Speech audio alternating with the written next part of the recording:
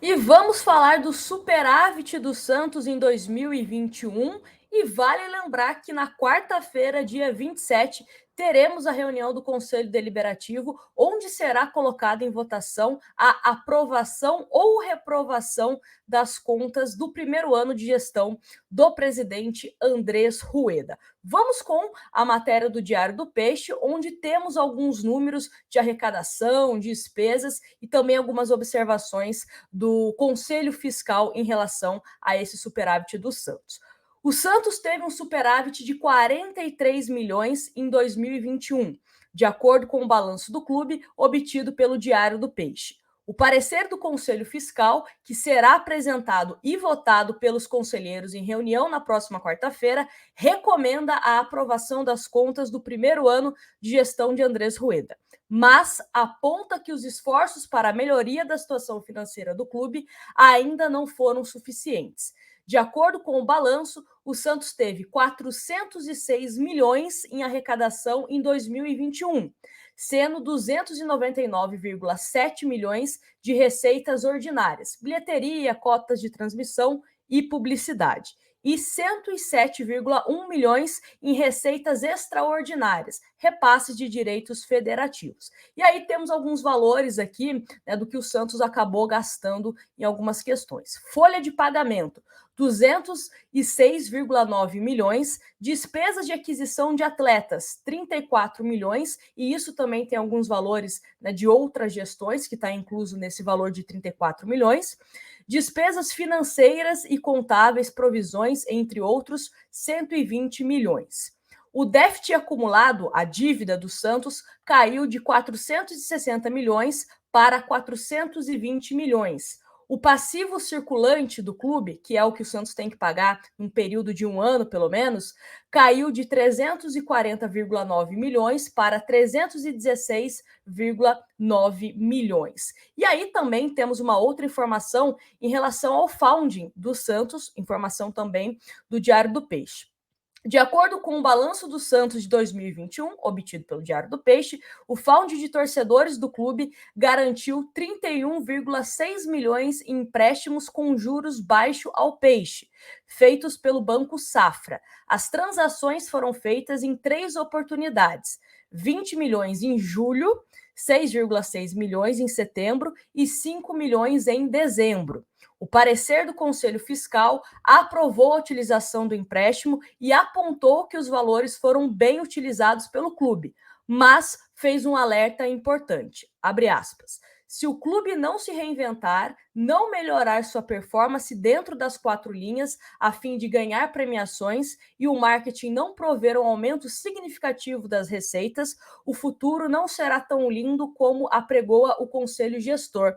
Fecha aspas, esse trecho do documento do Conselho Fiscal. Então, assim, o Santos fechou o ano no verde, né, com 41 milhões aí de superávit, porém poderia ter sido melhor, principalmente em relação a algumas questões de premiação, né? O Santos acabou no segundo semestre brigando para não cair, e essa questão de premiação é importante, é um dinheiro que o Santos precisa ganhar para conseguir se estabilizar. Precisa da venda de jogadores? Precisa. Inclusive, nesse ano, o parecer do Conselho Fiscal prevê que o Santos precisa de 76 milhões em venda de jogadores, e até agora o Santos faturou apenas 7 milhões, né, com a venda do Marinho ao Flamengo, e precisa de premiações. Então, quando a gente fala que é importante o Santos seguir competitivo em Copa do Brasil, Sul-Americana e também Campeonato Brasileiro, é por conta disso, é por conta de premiações,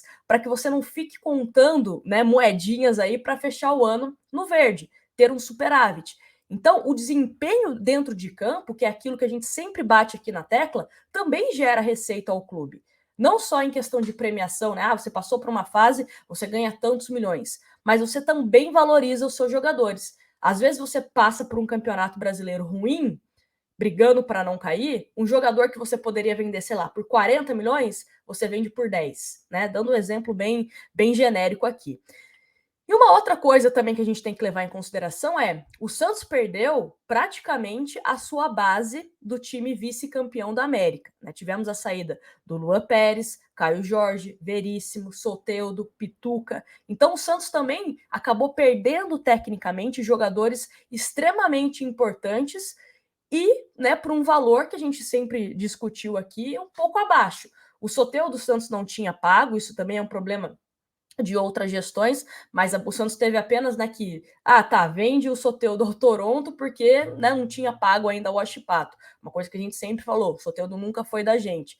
Mas o Pituca, se discute o valor que o Pituca foi vendido, né, Lucas Veríssimo, enfim, Caio Jorge, toda a confusão que foi a saída do Caio Jorge. Então, o Santos poderia ter faturado bem mais com venda de atletas. Um time vice-campeão da Libertadores era para pelo menos ter sido vendido pelo dobro do valor que o Santos conseguiu arrecadar, né? Então, isso de fato eu acho que ficou um pouco a desejar. Lógico que a gente sabe que tem questão de outras gestões e tal, mas a gente sabe que quem assumiu tem que encontrar, né, possibilidades aí para que o Santos consiga faturar mais.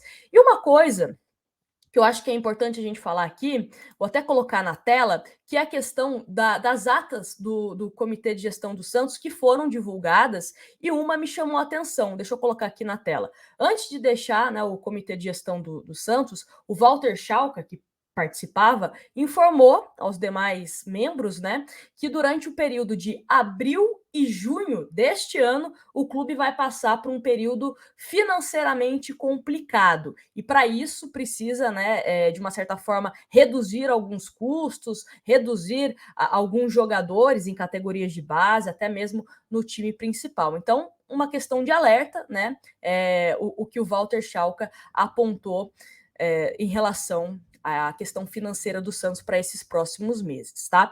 E uma outra questão para a gente comentar aqui é o que o presidente do Santos sempre falou em entrevistas, até mesmo no ano passado, esse ano, que 2022 ainda será um ano de dificuldade financeira para o Santos. Então, se o Santos conseguir passar por 2022 mais tranquilo, e quando a gente fala mais tranquilo, é dentro de campo também, né? O próprio Conselho Fiscal fala da importância de você ter um time competitivo para que você tenha a questão de premiações a seu favor.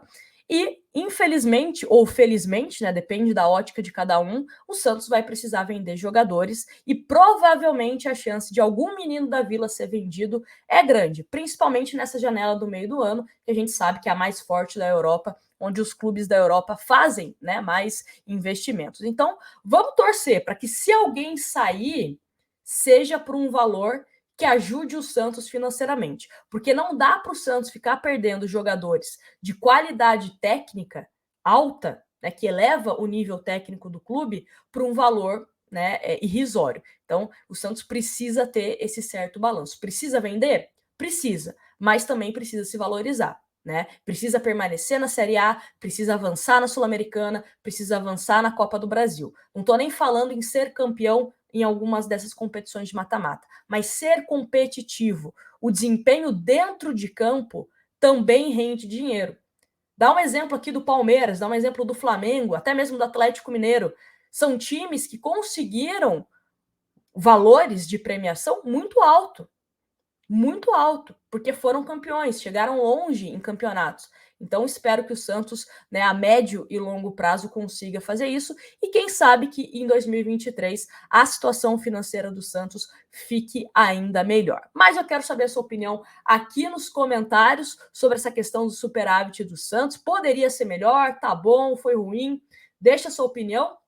E sempre bom lembrar, membro do canal, a partir de R$ 4,99, concorre a uma camisa oficial do Santos todo mês. E membro, independente da categoria, também tem acesso exclusivo ao nosso grupo do WhatsApp. Sempre estou lá conversando com vocês sobre o Peixão, tá bom? Não esquece de deixar o seu like, compartilha esse vídeo com algum amigo santista e se inscreve no canal, né, para você não perder nenhum vídeo. Grande abraço para vocês e até o próximo vídeo.